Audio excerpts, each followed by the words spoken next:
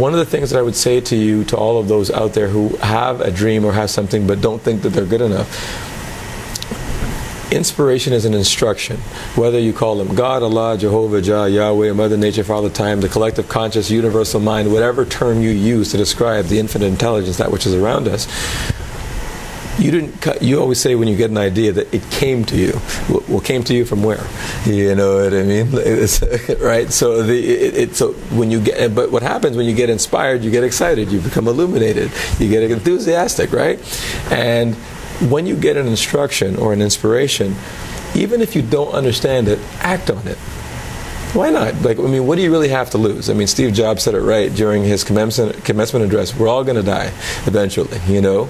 So when you remember that that's the case and it can happen at any point in time, you really have nothing to lose by trying.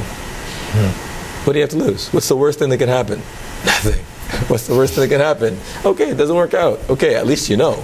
Yeah. You know what I mean? But to live with the couldas and the wouldas and the shouldas and that kind of stuff, that world is not a world that I would personally, that's a world that would drive you insane.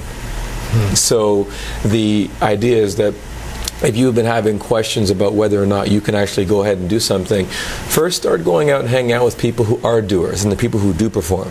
Because what you'll find is people who tend to feel that way about themselves tend to hang out with a lot of other people who feel the same way.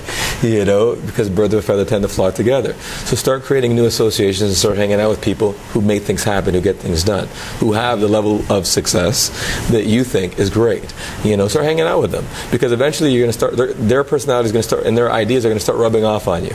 So that's number one.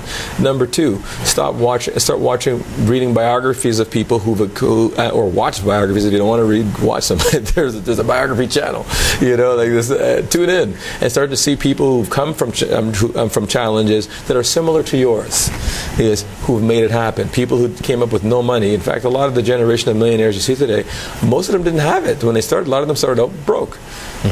It wasn't handed down from mom and pop. They built this. You know, it got created. So so when you begin to look at those folks and you start going to places where you can start going to different seminars.